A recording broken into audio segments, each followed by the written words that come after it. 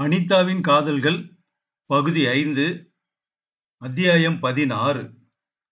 நாய்க்குட்டி வெள்ளையாக புசுபெசுவென்று இருந்தது. மூக்கருகே கொண்டு வந்து வியப்பாக பார்த்தபோது அனிதாவை சட்டென்று நக்கி வாலை கொஞ்சம் ஆட்டியது. ஜிம்பு உடனே, "வஸ்தி நாய், குட்டியே 2000 ரூபாய் இருக்கும்" என்றான். "அதை எதுக்கு அனுப்பிச்சிருக்கார் வைரவன் சார்?" என்றாள் அம்மா. போன் வந்தது. அதை எடுத்து கேட்டு, "அனிதா, உனக்குத்தான், அவர்தான்" என்று அம்மா கொடுக்க தயக்கத்துடன் அதை காதில் வாங்கி கொண்டபோது, "நாய்க்குட்டி கிடைச்சுதா? உனக்கு நாய்க்குட்டி பிடிக்குமா?" "நாய்க்குட்டி யாருக்கு பிடிக்காது? பிடிச்ச எடுத்துக்க. உங்க வீட்டுல ஆச்சாரம் கீச்சாரம்னு எதிர்ப்பு தெரிவிச்சாங்கன்னா விசிறி கடாச்சிடு. என்ன கல்யாணத்துக்கு குதிரைக்குட்டி? சேச்சா, 10 நாள் இருக்கு. எதுக்குன்னு கேளேன்." "எதுக்கு?" "என்கேஜ்மெண்ட்டுக்கு. நிச்சயதார்த்தம் பத்தி மெட்ராஸ் முழுக்க இப்பவே பேசிக்கிட்டு இருக்காங்க. அப்பாவை நீ இன்னும் சந்திக்கலல்ல? சாயங்காலம் அவரை வந்து பார்த்துட்டு போயிரு. என்ன?" "எங்கிருந்து பேசுறேன் தெரியுமா?" "தெரியாது." "சத்தம் கேட்கல? விருன்னு." "கேக்குது. நம்ம பிரைவேட் பிளைட்ல இருந்து பேசுறேன்." "அப்படியா? You are not impressed?" "இதுக்காகவே யூஹெச்எஃப் வச்சு 10 இன்ஜினியர் ஸ்பெஷல் கனெக்ஷன் கொடுத்துருக்காங்க. ₹1,00,000 செலவு பண்ணியிருக்கேன்." "எனக்கு இதெல்லாம் வரணுமா?" "கட்டாயம். அவர் நைட்டு பாம்பே போயிடுறாரு. உனக்கு அவரை பிடிக்கும். என்ன மாதிரி தான் ஆசாமி. இல்ல, அவரை மாதிரி நான் நினைச்சத அடைஞ்சே தீரணும்." "உங்க அம்மா கிட்ட போன் கொடு." "அம்மா, உன்னோட பேசணுமா." "யாரு? வைருவா?" "என்ன வைரு, எப்படி இருக்க?" என்று அம்மா அவ்வப்போது சிரிப்புடன் பேச, அனிதா அறைக்கு வந்து வெற்று பார்வை பார்த்து கொண்டு அவர்களின் தொடர்பற்ற பேச்சை கேட்டுக்கொண்டிருந்தாள். "எனக்கு மயில் கழுத்து கலர் பிடிக்கும்னு எப்படி உங்களுக்கு தெரிஞ்சது? ஏதாவது இட்கினி வேலையா?" மாலை சாந்தோம் வீட்டுக்கு போன போது வைரவனின் அப்பா ஹாலில் முழுசாக ஷூட், வேஸ்ட் கோட் எல்லாம் அணிந்து காத்திருந்தார். அனிதா வந்ததும் எழுந்து, "வாமா" என்று அவளின் தலையை தடவி நெற்றியில் முத்தமிட்ட போது லேசாக விஸ்கி வாசனை அடித்தது. சற்று கருப்பாக பரபரப்பும் கண்களுடன் அவளை நோக்கி சிரிக்கும் போது சிங்கப்பல் தெரிந்தது. ஒரு தங்கப்பல்லும் கூடவே தெரிந்தது. வைரவனின் அம்மா இப்போது பிரமிக்கும் ஷெருலியன் நீளத்தில் கிரேப் சில்க் புடவையை அணிந்து கொண்டு அனிதாவை வந்து கட்டிக்கொண்டாள். அவளிடத்திலும் லேசாக அந்த மனம் கெலோன் வாசத்தையும் மீறி அடித்தது. "எப்படி இருக்கா பாருங்க என் மருமக. ஊர்ல எத்தனையோ பொண்ணுங்க இருக்கிறப்ப உன்னை போய் பிடிச்சான் என் மாவன்." "அண்ணாச்சி, என்ன இது அவ?" என்றான் வைரவன். "நீங்கெல்லாம் பாப்பாரவங்களா?" தலையாட்டினால் ஆம் என்று. "நாங்க என்ன ஜாதி தெரியுமா?" தலையாட்டினால் இல்லை என்று. "எங்க அப்பிச்சி கோயில்ல மோளம் அடிச்சுக்கிட்டு இருந்தவரு. வீட்டுல கன்னட மாதிரி பேசுவோம். தெரியுமில்ல? தாத்தா பேரு வைரவன், எங்க அப்பா பேரு வரதராசு, என் பேரு லட்சுமணன். எல்லாம் போன ஜெனரேஷன். இப்ப எல்லாம் தமிழ் தான். மகன் ரொம்ப சுத்துவான். கொஞ்சம் இவனை கட்டுப்பாட்டுல வச்சிரு. ஒரே மவன், பொண்ணா பெத்து தள்ளிட்டாவ" என்று பைப்பை எடுத்து அதனுள் கம்பி திரியை நுழைத்து குடைந்து பழுப்பாக வெளியில் எடுத்து எரின்மூர் புகையிலையை அடைத்து பற்ற வைத்து நீலமேக புகை விடுவித்து, "என்ன படிச்சிருக்க?" என்றார். "பாட்டனி." "முடிச்சிட்டியா?" "இல்ல, இந்த வருஷம் தான் ஃபைனல்." "வைரு, இத ஏதாவது MBAவுக்கு டிகிரி முடிச்சதை அனுப்பிச்சிரு.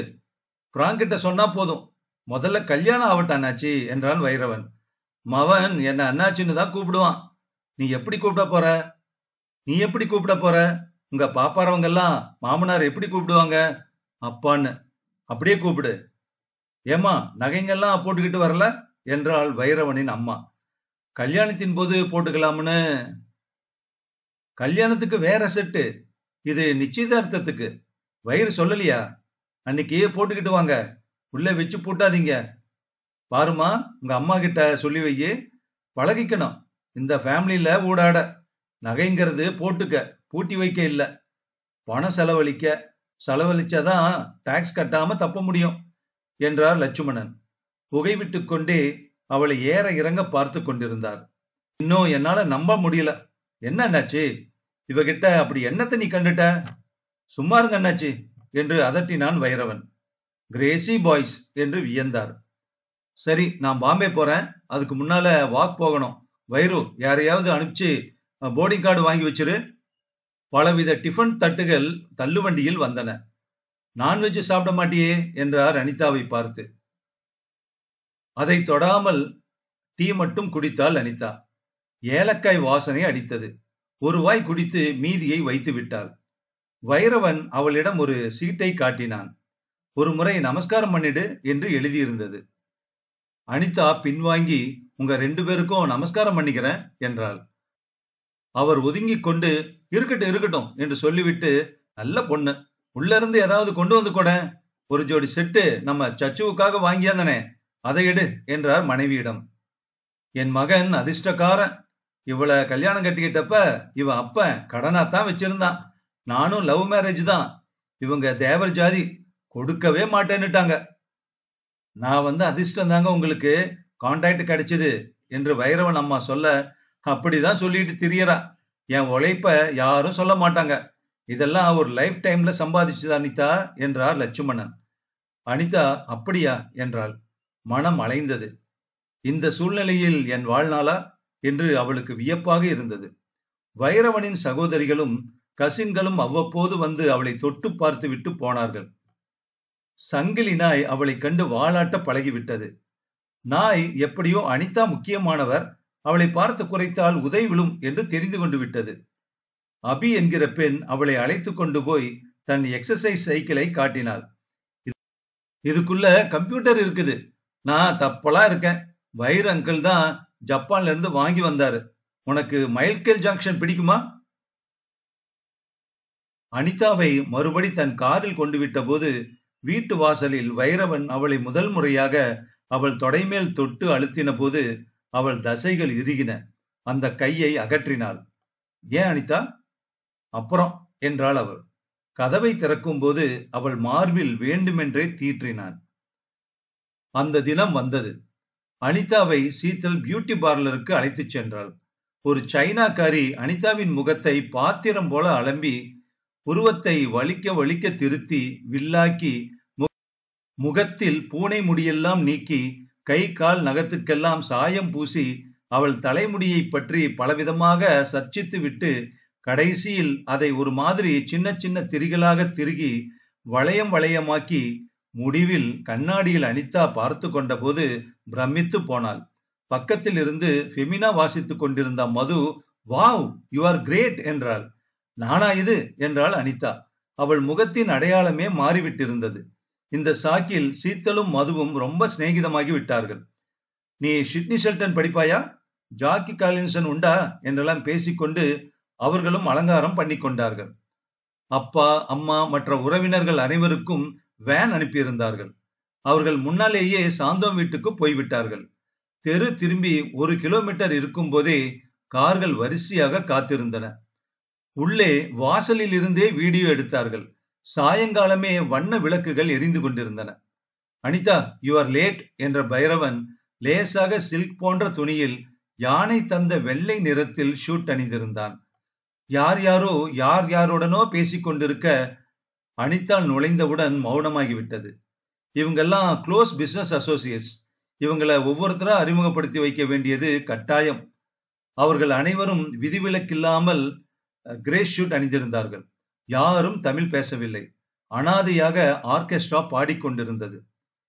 எங்களின் அடுத்த பாடல் லேட்டஸ்ட் ஹிட் படத்தில் இடம்பெற்ற என்று அறிவித்துக் கொண்டிருந்தனர்.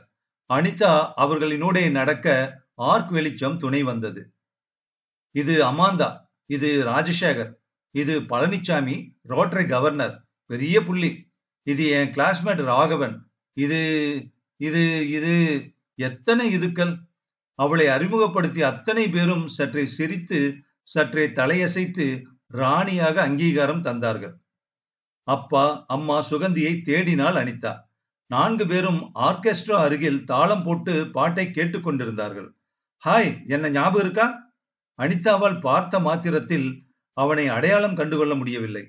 பிறகே புரிந்தது வைரவனால் விலைக்கு வாங்கப்பட்ட சுரேஷ் என்று. வைரவன் சொல்லிக் கொண்டிருந்தான். அனிதா, இது சுரேஷ், எங்க சாப்ட்வேர் எக்ஸ்போர்ட் கம்பெனியினுடைய புது மேனேஜர். அத்தியாயம் 17. சுரேஷ் அனிதாவை பார்ப்பதை தவிர்த்து வைரவணியை விசுவாசத்துடன் பார்த்து கொண்டிருந்தான். சுரேஷ், ஏதாவது ஒரு கார் எடுத்துட்டு ஏர்போர்ட் போ. பாம்பே பிளைட்ல நமக்கு ரொம்ப நெருங்கின தோஸ்த் ஒருத்தர் வரார். அவரோட பேரு ஷா. அவரை கூட்டிட்டு வந்துரு. சாப்ட்வேர் எக்ஸ்போர்ட்டுக்கு முக்கியமானவர். எஸ் மிஸ்டர் வைரவன் என்று சுரேஷ் உடனே புறப்பட, வெயிட் சுரேஷ், அவர் எப்படி அடையாளம் கண்டுப்ப? வாசல்ல ஒரு அட்டையில பேர் எழுதிட்டு நின்னா போதும். அமெரிக்கால அப்படிதான் செய்வாங்க என்றான் சுரேஷ். அவ்வளவுதான் என்ற வைரவன் சுரேஷ் போனதும், வெரி ஸ்மார்ட் பாய் சுரேஷ்.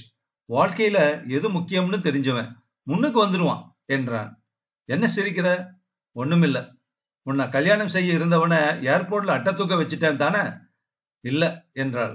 அதற்குத்தான் சிரித்தாள் அவள். திகட்டி போய் அலுப்பாய் இருந்தது. எங்கேயாவது உட்காரணும் போல இருக்கு. இன்னும் 10-15 பேரை தான் அறிமுகப்படுத்தணும். அதுக்கப்புறம் உன்னை விட்டுறேன் என்றான் அவன். நாளைக்கு வச்சுக்கலாமே. அவங்க எல்லாம் ஊருக்கு போயிடுவாங்க. ஒவ்வொருத்தனும் துபாய் பாம்பேல இருந்து எல்லாம் வந்திருக்கான். 10-15 என்பது 50 ஆகிவிட்டது. அனிதா எல்லாம் முடிந்து நகைகளை கழற்றி மேக்கப் சுமையை விடுவிக்கும் போது மணி 9:30 ஆகி இருந்தது. தலை வலித்தது. உன்னை பார்த்தா உனக்கு தலைவலி வந்திருக்கிற மாதிரி தெரியுது என்று வைரவன் சொல்லிவிட்டு டாக்டர் பாலாஜியை பாதி விருந்தில் இருந்து கூட்டி வந்து காட்ட அவள் மறுத்தும் கூட அவர் அவளை பரிசோதித்து, ஒண்ணுமில்ல, ஒரு பிராஷிவான் வாங்கிக்குங்க போதும், எல்லா களைப்பும் போயிடும், ரொம்ப சோர்ந்து இருக்காங்க, அவ்வளவுதான் என்றார். டாக்டர், டயர்டா இருந்தா கூட எத்தனை அழகா இருக்கா பாத்தீங்களா என் மணப்பெண். டாக்டரும் அவளை பொருட்காட்சி போல பார்த்து ஷீ இஸ் லவ்லி என்றார். பாலாஜி சிட்டியிலேயே பெரிய கைனகாலஜிஸ்ட் என்றான். அனிதா சரியாக சாப்பிடவில்லை. அவள் குடும்பம் அத்தனை பேரும் வரிசையாக உட்கார்ந்து கொண்டு ரசித்து சாப்பிட்டுக் கொண்டிருந்தார்கள். மதுவை காணவில்லை.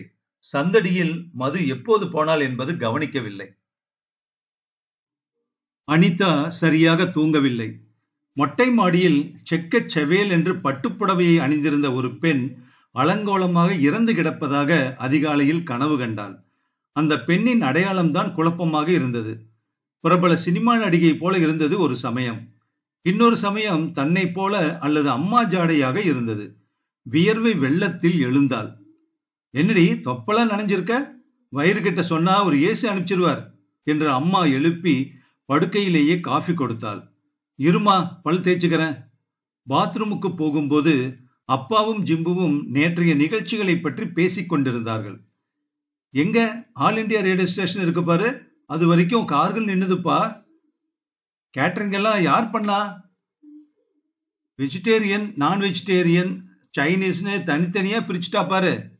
அனிதாவை கண்டு, அனிதா, உன்னை நேத்து பார்க்கவே முடியல, அத்தனை விஷயம் இருந்த என்றார் மகாதேவன். அனி, நீ கை குளிக்கிறதெல்லாம் யாருன்னு ஞாபகம் இருக்கோ? கிரிக்கெட் பிளேயர்ஸ் எத்தனை பேர் வந்தா தெரியுமா? அப்புறம் கோடம்பாக்கமே திரண்டு வந்திருந்ததுப்பா என்றான் ஜிம்பு. நேர்ல பாக்கிறதுக்கு ஒருத்தியும் நன்னாவே இல்ல என்றாள் சுகந்தி. பல் தேய்க்கும் போது கண்ணை சுழற்றி கொண்டு வந்தது அனிதாவுக்கு. கசப்பாக அமிலமாக வாயில் எடுத்து நெற்றியை தொட்டு பார்த்து கொண்ட போது ஜுரம் இருப்பதை உணர்ந்தாள். பல் தேய்த்து நேராக போய் பொறுத்து கொண்டு படுத்து, இன்னும் கொஞ்ச நேரம் தூங்குறேம்மா என்றாள் அனிதா. உன் இஷ்டம், நீதானே இந்த ஆத்து ராணி. டெலிபோன் அவள் தூக்கத்தில் ஒலித்தது. கமலம் இருட்டுக்குள் வந்து ஜன்னலை திறந்து, அனி, அவர் கூப்பிடுறாருமா என்றாள் மெதுவாக. யாரு? அவர்தான், வைரு. தூங்குறான்னு சொல்றதானேம்மா? சொன்ன, ஏதோ முக்கியமான விஷயமா. அனிதா மிகுந்த பிரயத்தனத்துடன் எழுந்து சென்று போனை எடுத்தாள். ஹாய் ஸ்வீட் ஹார்ட், காலையில ஒரு ஜோக் சொல்லட்டுமா? எனக்கு உடம்பு சரியில்லை. என்ன விஷயம் சொல்லுங்க. உனக்கு அவசரமா பாஸ்போர்ட் வாங்கணும். அதுக்கான ஃபார்ம் அனுப்புறேன், கையெழுத்து போட்டு அனுப்பிடு. என்ன? எதுக்கு பாஸ்போர்ட்? எதுக்கா? ஹனிமூன் எங்க போறோம்னு நினைச்ச? எங்க? லண்டன் ஒரு வாரம், சுவிட்சர்லாந்து, அமெரிக்கா, ஜப்பான் எல்லாம் ஒரு வாரம். அப்படியா? என்னது சந்தோஷமே இல்ல குரல்ல? எனக்கு உடம்பு சரியில்லை வைரவன். இன்னொரு தடவை சொல்லு. அதே மாதிரி வைரவன். முதல் முறையா பேர் சொல்லி கூப்பிட்டுருக்க. இதுக்கே ட்ரீட் கொடுக்கணும். அனி, சரி, நான் அப்புறம் உன்னோட பேசுறேன். இப்ப வெளிநாட்டு கால் ஒண்ணு எனக்கா காத்துட்டு இருக்கு என்றான் வைரவன். எனக்கு உடம்பு சரியில்லை. என்ன விஷயம் சொல்லுங்க. போனை வைத்ததும், என்னவா என்று கமலம் கேட்டாள். பாஸ்போர்ட்டுக்கு அப்ளிகேஷன் போடணுமாமா. ஹனிமூனுக்கு வெளிநாடு போறப்பலையாமா என்றான் ஜிம். வைரவன் கூப்பிடும் புது பெயர். ஜிம்பு மேல் எரிச்சலாக வந்தது அனிதாவுக்கு. எதையாவது அவன் மேல் எரிய வேண்டும் போல இருந்தது. அறைக்கு போனதும் அனிதாவுக்கு ஜுரம் அதிகமாகி எண்ணங்களிலும் உஷ்ணம் ஏற்பட்டது. எல்லோருமே சுயநலவாதிகள். எல்லோருமே எப்படி மாறிப்போய் விடுகிறார்கள்? அதிக பணம் என்பது என்னை எப்படி மாற்றப் போகிறதோ என்று மதுவிடம் கேட்டாள் அனிதா. நீ மாற மாட்டேடே, அப்படியே பழைய அனிதாவா தான் இருப்ப, பார்த்துக்கிட்டே இரு. இல்ல மது, எனக்கு பயமா இருக்கு. நான் உன்னை தூரத்துல இருந்து பார்த்துக்கிட்டே இருந்தேன். நேத்திக்கு ரொம்ப அன்னீசியா இருந்த. எல்லோரும் பேசிக்கிட்டாங்க, இந்த பொண்ணு வைரவனுக்கு எப்படி பொருந்தும்னுங்கிற மாதிரி. அதுக்கு நான் அந்த பொண்ணை பத்தி உங்களுக்கு தெரியாது, வைரவனை 1 மாசத்துக்குள்ள சாப்பிட்டுருன்னு சொன்னேன். போடி என்றால் வெறுப்பாக. நெற்றியை தொட்டு பார்த்து, நல்ல ஜுரம் அடிக்குது, ஜலதோஷம் வேற பிடிச்சிருக்கு, ஒரு பிராந்தி அடிச்சா சரியா போயிரும் என்றாள் மது. அதுதான் பாக்கி என்றாள் அனிதா. வைரவன் கொடுத்த நாய்க்குட்டி வாளை சின்னதாக ஆட்டிக்கொண்டு படுக்கை மேல் குதித்து அவள் அருகில் வந்து சுகமாக உட்கார்ந்து கொண்டது. இது வேற.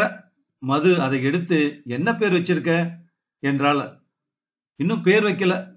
வயிறுன்னு வை. வயிறு வயிறு ரூ. சுமாரு, அம்மா காதுல கேட்டா கொன்னுடுவா என்ன. நீ வழக்காட்டி போ, நான் எடுத்துட்டு போறேன். இத என்னைக்கு கல்யாணம் தெரியுமா? தெரியாது. எனக்கு தெரியும், ஏப்ரல் 18. எனக்கு ரிசப்ஷன் கமிட்டி, பிரஸ், வீடியோ இவையெல்லாம் பொறுப்பு கொடுத்திருக்கு சீத்து. சீத்து யாரு? அதான் சீத்தல். எங்கேயாவது ஓடி போயிடலாம்னு தோணுது. உன்னை போல பைத்தியம் கிடையாது அனி. சந்தோஷம் பிச்சுக்கிட்டு உன்னை தேடிக்கிட்டு வருது. அதை அப்படியே எடுத்து கட்டிக்காம வெறும் படிக்கிற பாரு. என்ன குறை உனக்கு அனி? ஒரு ஆளு பணக்காரனோ ஏழையோ எப்படி வேணும்னாலும் இருக்கட்டும், ஒரு ஆளு உன்னை இத்தனை ஃபீலிங்கோட இத்தனை தீவிரமா லவ் பண்றான்னா அதுவே ரொம்ப பெரிய விஷயம் இல்லையா? பெரிய அதிர்ஷ்டம் இல்லையா நீ? இதுதான் காதலா? மை காட், வேற என்ன? எனக்கு எல்லாமே செயற்கையா இருக்கும். மது, போஸ்டர் ஒட்டுறது, போன் பண்றது, 10 நிமிஷத்துக்கு ஒரு முறை I love you I love யூன்னு சொல்றது எல்லாமே. பின்ன காதல்னா உன் கல்வியில என்ன சொல்லு? அது என்னவோ. ஆனா ஒண்ணு மட்டும் நிச்சயம். என்ன? நான் இன்னும் கல்யாணம் பண்ணல, யாரையும் எதையும். அதனால அது என்னன்னு தெரியல. காதலுங்கிறது வீரனுங்களோட அத்தியாவசிய தேவைகள்ல ஒண்ணுன்னு படிச்சேன். அது இல்லைன்னா ஆம்பளைங்கெல்லாம் முதலிரவோட வேற பொண்ணு பார்க்க போயிடுவாங்களாம். பொண்ணுக்கு ஆதி காலத்துல இருந்து வீட்டு வேலையும் பார்த்துக்கிட்டு குழந்தைகளையும் பார்த்துக்கிட்டு 2 கை பத்தல. அதனால காதல்னு ஒன்ன உண்டு பண்ணி புருஷனை விசுவாசமா 5 வருஷமாவது அந்தாண்ட இந்தாண்ட நகராம, அதாவது குழந்தை சுதந்திரமா பிரிஞ்சு போகிற வரைக்குமாவது வளைச்சு போடுறதுக்கு இயற்கை கண்டுபிடிச்ச ட்ரிக்கு தான் காதல்னு டைம் பத்திரிகையில போட்டிருக்கான். அதான் இத்தனை கவிதை எழுதுறாங்களாக்கும். அப்போது பாஸ்போர்ட் மனுவுக்கு காகிதங்கள் வந்தன. அனிதா கையெழுத்து போட்ட போது, சுரேஷ பார்த்தேன் என்றாள் மது. நானும் பார்த்தேன், வைரவன் அறிமுகப்படுத்தினார். அந்த ஆளு ரொம்ப வருத்தப்பட்டான். உன்கிட்ட வந்து மன்னிப்பு கேட்கணும்னு சொன்னான். அவனை நீ தப்பா நினைச்சுக்க கூடாதுன்னு சொல்ல சொன்னான் என்றாள் மது. அப்படியா? எனக்கு அதுல ஆச்சரியமே இல்லை. எங்க அப்பாவே மாறிட்டார், சுரேஷ் மாறுறதுக்கு என்ன என்றாள் அனிதா. அத்தியாயம் 18. அனிதா கனவு கண்டாள். கையில் குழந்தை இருப்பதாகவும் அதை பாம்பு கடித்து பல் பட்டிருப்பதாகவும், யாரோ அதை தூங்க விடாமல் பார்த்து கொள்ள வேண்டும் என்று சொல்ல சொல்ல அது தூங்கி தூங்கி வழிவதாகவும் கண்டு சட்டென்று விழித்துக் கொண்டாள். ஒரு கணம் எங்கே இருக்கிறோம் என்று தடுமாற்றமாக இருந்தது. ஹாஸ்டலா வீடா? ஹாஸ்டல் தான், மதுவின் அறை. அவளிடம் அந்த அபத்தமான கனவை சொல்லி, மது, இந்த கனவுக்கு என்ன அர்த்தம் என்றாள் அனிதா. ஒரு அர்த்தமும் இல்ல. ராத்திரி பாத்ரூம் போகாம படுத்திருப்ப, பாத்ரூம் போக எழுப்பத்தான் கனவு வந்திருக்கும் என்று சொல்லிவிட்டு தலையணையை கட்டிக்கொண்டு, சல்மான் கான் எப்படி இருக்கார் பாரு என்று ஒரு சினிமா பத்திரிகையை பார்த்து பெருமூச்சு விட்டாள் மது. உன்னோட அதிர்ஷ்டம் எனக்கும் கொஞ்சம் ஒட்டிக்கிச்சு அனி. வைரவன் கம்பெனியில வேலைக்கு சேர போறேன். கல்யாணத்தை மட்டும் வேண்டான்னு சொல்லிடாத என்ன என்றாள் மது. அனிதா பாட புத்தகத்தை எடுத்து படித்தாள். அனி, உனக்கு எதுக்கு இனிமே படிப்பு? வைரவன்கிட்ட சொன்னா டிகிரி சர்டிபிகேட்டை சுருட்டி உன் கையில கொண்டு வந்து கொடுத்துருவாரு, பரீட்சை கூட தேவையில்லாம. மது, உனக்கு பிடிச்சிருக்கா? எது? இந்த மாதிரி எந்த முயற்சியும் இல்லாம எல்லாம் கிடைக்கிறது.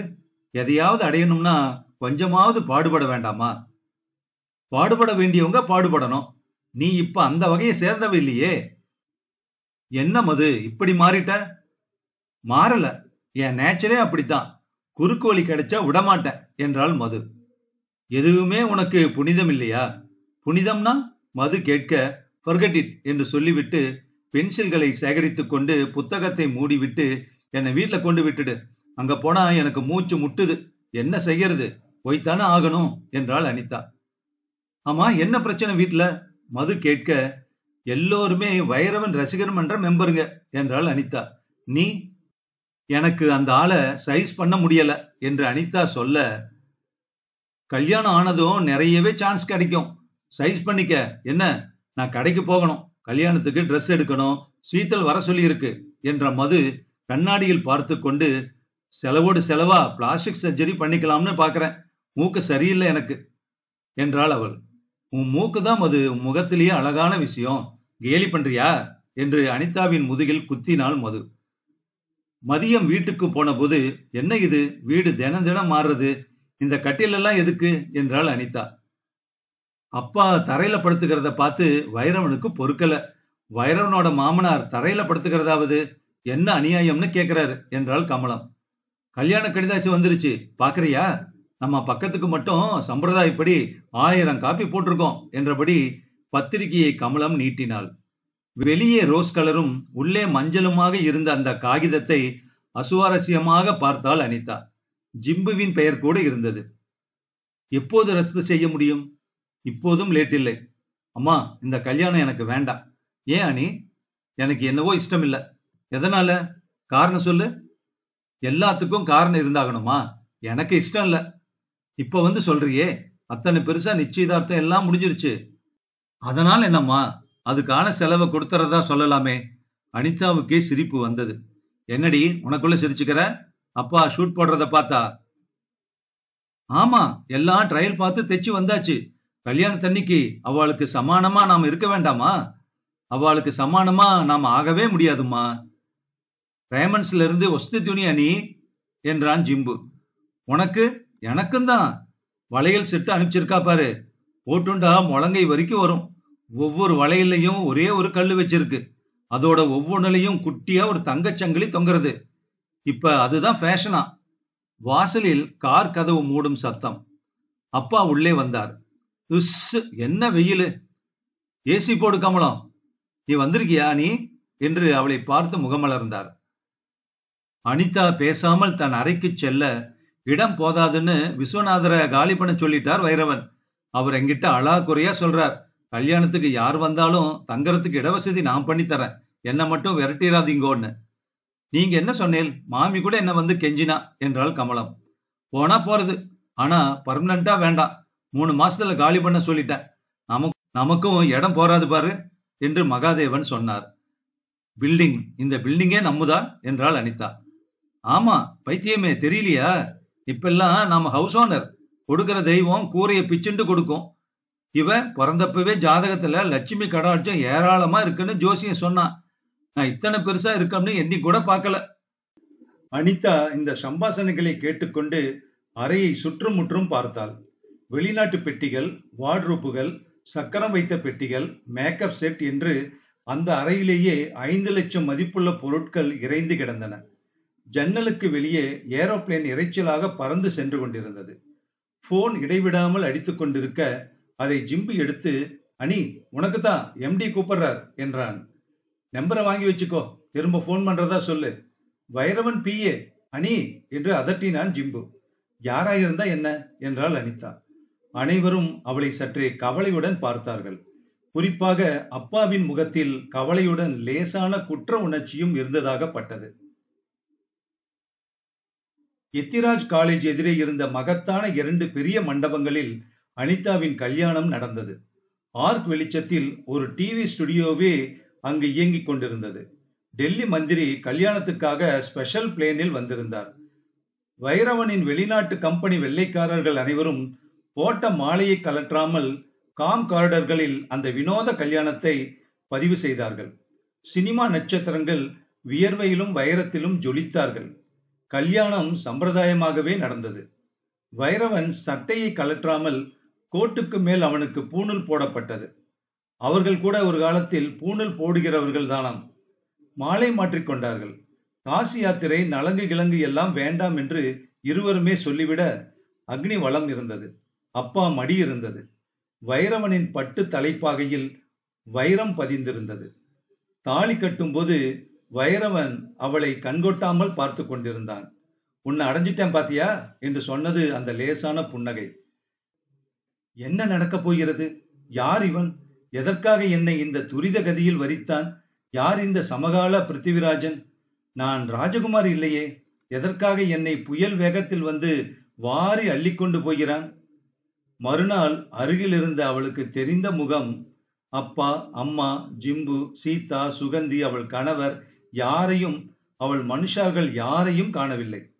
கல்யாணம் முடிந்து சாப்பிட செல்ல 2 மணி ஆகிவிட்டது. சாஸ்திரிகள் கூட புதுசாக வைர மோதிரம் போட்டிருந்தார். சாஸ்திரப்படி அவர் இலையில இருக்கிறத நீ சாப்பிடணுமா, எடுத்து போட்டுக்கோமா, கொஞ்சம் எச்சில் சேரணும் என்றார் சாஸ்திரிகள். பாதி கடித்த தின்பண்டத்தை அவள் இலையில் வைத்து சாப்பிடு என்றான். எனக்கு பிடிக்கல என்றாள் அனிதா. சாப்பிடு, சாஸ்திரம், ஐயர் சொல்றார் இல்லையா என்றான் வைரவன். உதட்டோரத்தில் வைத்து கடிக்கிறது போல பண்ணி மறுபடி வைத்து விட்டாள். வைரவன் சிரித்துக் கொண்டு அதை அவள் வாயை திறக்க வைத்து அடைத்தான்.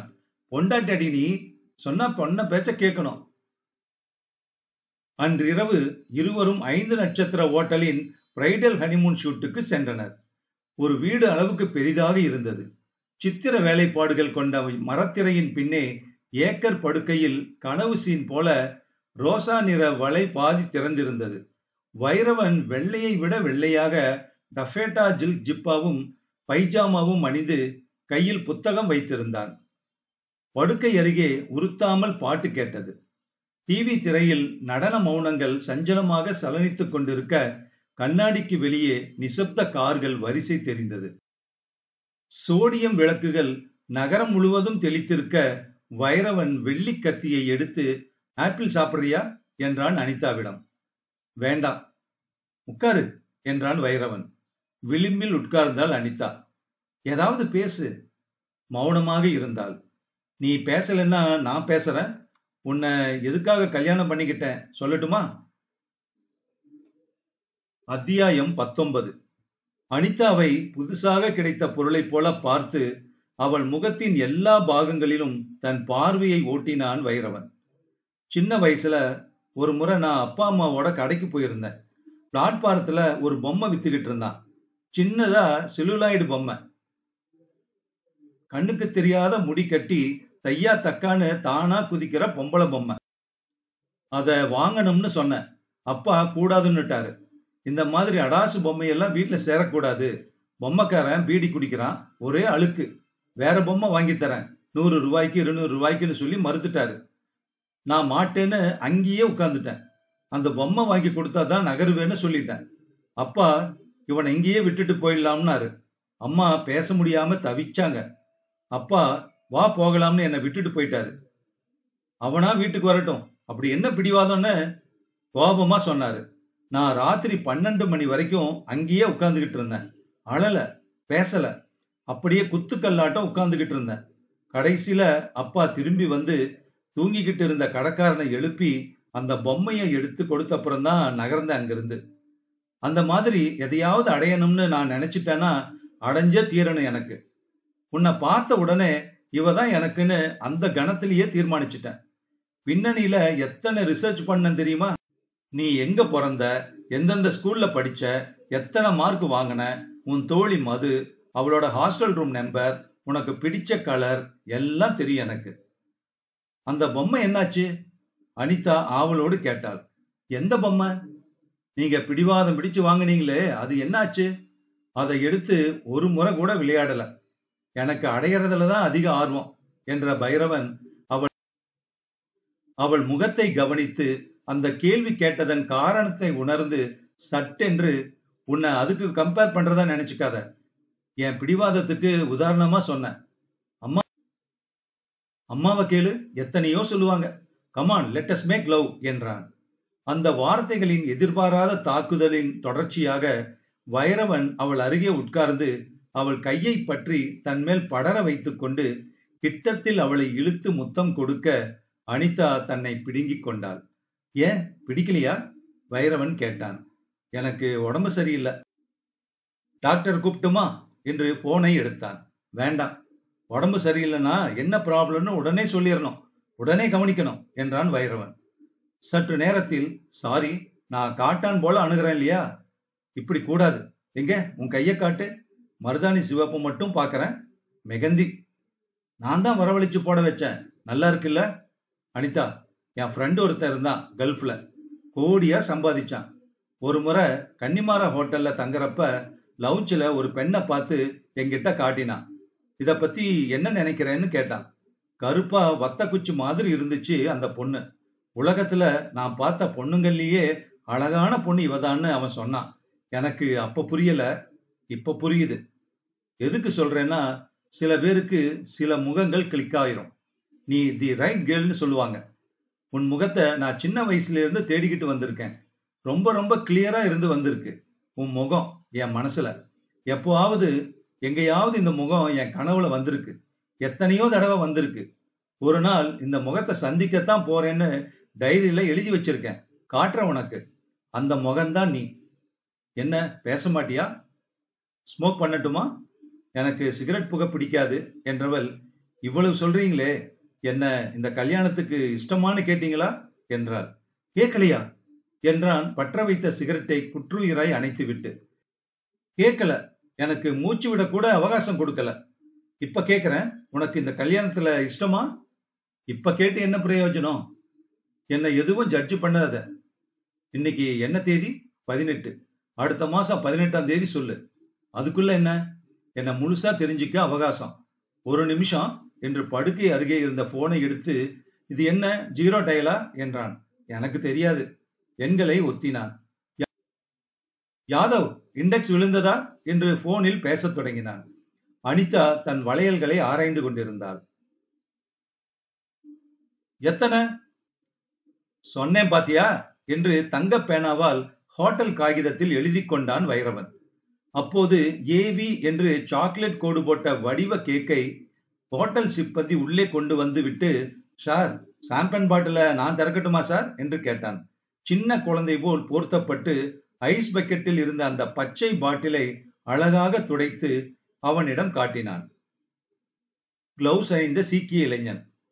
வைரவன் ஆராய்ந்து விட்டு, சரி தெர என்று கட்டளையிட, வெள்ளி கார் ஸ்க்ரூவால் அதன் மூடியை திறக்க ஷாம்பைன் உற்சாகமாக பொங்கி வழிந்தது. நெட்டையான காம்பு வைத்து நின்ற கண்ணாடி கிளாசுகளில் அதன் துல்லிய திரவத்தை சாய்த்துவிட்டு சிப்பந்தி சப்தமில்லாமல் நழுவினான். வைரவன் ஒரு கோப்பையை எடுத்துக்கொண்டு மற்றதை அனிதா கையில் கொடுத்தான். இது என்ன என்றாள் அனிதா. ஷாம்பைன். வைரவன் சொல்ல, ஷாம்பைன்னா ஆல்கஹாலா என்றாள். சும்மா சொல்லாத, இது தெரியாதா உனக்கு? தெரியாது. உன் ஃப்ரெண்டு மது சொல்லலையா? அவ ஜின் சாப்பிடுவா. ஜின்னை விட இது மைல்டு தான். நான் சாப்பிட்டதே இல்லை என்றாள் அனிதா. ஒன்னும் பண்ணாது. அவள் கையை உயர்த்தி உதட்டருகில் கோப்பையை கொண்டு போய், கமான் சிப் என்றான் வைரவன். அதை ஒரு முறை சுவைத்து விட்டு, கசக்கிறது என்றாள் அனிதா. அதை அப்படியே வைத்து விட்டாள். போன் ஒலிக்க அதை கேட்டு, தயால், இனிமே டிஸ்டர்ப் பண்ணாத, நான் இப்ப என் ஹனிமூன்ல இருக்கேன் தெரியுமில்ல, டேமிட் என்றான். அனிதா தன் கைப்பையில் இருந்து மாற்று புடவை எடுத்துக்கொண்டு பாத்ரூமுக்கு போனாள். எதிரே கண்ணாடியில் மறுபடி தெரிந்த அனிதாவை கொஞ்ச நேரம் பார்த்தாள். டவலில் அனிதா என்று எம்ப்ராய்டரியில் போட்டிருந்தது. மற்றதில் வைரவன் என்று. காசு கொடுத்தால் என்னவெல்லாம் என்னவெல்லாம் கிடைக்கிறது. மை காட், நான் எத்தனை அதிர்ஷ்டசாலி. தன் உடையை களைந்து மாற்றிக்கொள்ளும் போது பின்னால் சப்தம் கேட்டு திடுக்கிட்டாள் அனிதா. கண்ணாடி வழியாக அவளை வைரவன் தரிசித்தான். என்னது பாத்ரூம்குள்ள? இங்கெல்லாம் ஏன் வந்தீங்க என்றாள் பதற்றத்துடன் அனிதா. ஏன் உரிமை இல்லையா அனிதா? நமக்கு கல்யாணம் ஆயிடுச்சு தெரியுமில்ல, பாரு, தாலிய பாரு பாரு என்று அவள் தாலியை ரவிக்கையிலிருந்து உருவி கண்ணாடியில் காட்டி, அப்படியே தோளில் அவளை முகத்தால் அழுத்தி திருப்பி முகத்தாலேயே உடல் முழுவதும் சரிந்து காலை பற்றி கொண்டு பாதங்களில் முத்தமிட்டான். அவளை பாத்ரூமின் தரையில் வீழ்த்தினான். அனிதா, அனிதா, அவளை போல இருக்க, அவதான் நீ என்றான். எழுந்து அவளை தூக்கினான். பரவாயில்ல, கொஞ்சம் கனமாத்தான் இருக்க என்று அவளை படுக்கையில் வைத்து விரலால் அவள் வடிவத்தை நிரடினான். அனிதாவுக்கு மூச்சு முட்டியது. அனிதா, இதுதான் முதல் தடவையா? இது என்ன கேள்வி என்று நினைத்தவள் கொஞ்சம் மௌனத்திற்கு பிறகு நீங்க என்று கேட்டாள். கஷ்டமா இருந்தா சொல்லு. மாஸ்டர் சுவிட்சை தட்ட அறையில் இருட்டு விரவ டிவி பிம்பங்கள் அவர்கள் உடல்களின் விளிம்புகளை மழுப்பின. பின்னிரவில் அவர்கள் மறுபடி விழித்துக் கொண்டார்கள். அனிதா காலையில் எழுந்தபோது வைரவன் குட் மார்னிங் என்றான். குளிச்சாச்சா நீங்க? சுத்தமாக குளித்து தலைவாரி 10 நிமிஷத்துக்கு முன்தான் பிறந்தவன் போல இருந்தான். குளிச்சாச்சு, நான் இப்ப 1 மணி நேரம் ஆபீஸ் போயிட்டு வரேன், படுத்துக்கிட்டு இரு, வந்துடுறேன் என்றான் அவன். இல்ல, நான் ஆத்துக்கு வீட்டுக்கு போறேன். எங்க, சாந்தம் போறியா? இல்ல, எங்க அப்பா அம்மாவை பார்க்க போறேன் என்றாள் அனிதா. உங்க அப்பாவெல்லாம் சாந்தம் வீட்டுல தான் இருக்காங்க, வைரவன் சொல்ல. சரி, அப்ப அங்கேயே போறேன் என்றாள் அனிதா. 1 வாரம் அப்புறம் புறப்படுறோம், தெரியுமில்ல? எங்க? ஹனிமூன் தொடர்ச்சி. முதல்ல பாரிஸ் போறோம், அப்புறம் லண்டன், அப்புறம் Tokyo, San Francisco, New York. அனிதாவை நோக்கி அருகில் வந்து லேசாக முத்தம் முத்திவிட்டு, உனக்கு பொங்கல் வடையெல்லாம் ஆர்டர் பண்ணியிருக்கேன், தின்னுட்டு சாப்பிட்டுட்டு ரிசப்ஷன்ல சொன்னா கார் வந்துடும், வீட்டுக்கு போகலாம், என்ன? சரி, எப்படி இருந்தது? என்ன, நேத்திக்கு எப்படி இருந்ததுன்னு ஞாபகம் இல்ல என்றாள் நாணத்துடன். அவன் சென்றதும் அரை மணியில் குளித்துவிட்டு தயாரானாள். ரிசப்ஷனுக்கு வந்தபோது அவளுக்காக 2 பேர் மரியாதையுடன் காத்திருந்தார்கள். வெளியே வந்ததும் கார் கதவை ஒருவன் திறந்து விட்டான். சாந்தோம் வீட்டுக்கு சென்றபோது அம்மாவை ஆம்புலன்ஸில் ஏற்றிக் கொண்டிருந்தார்கள்.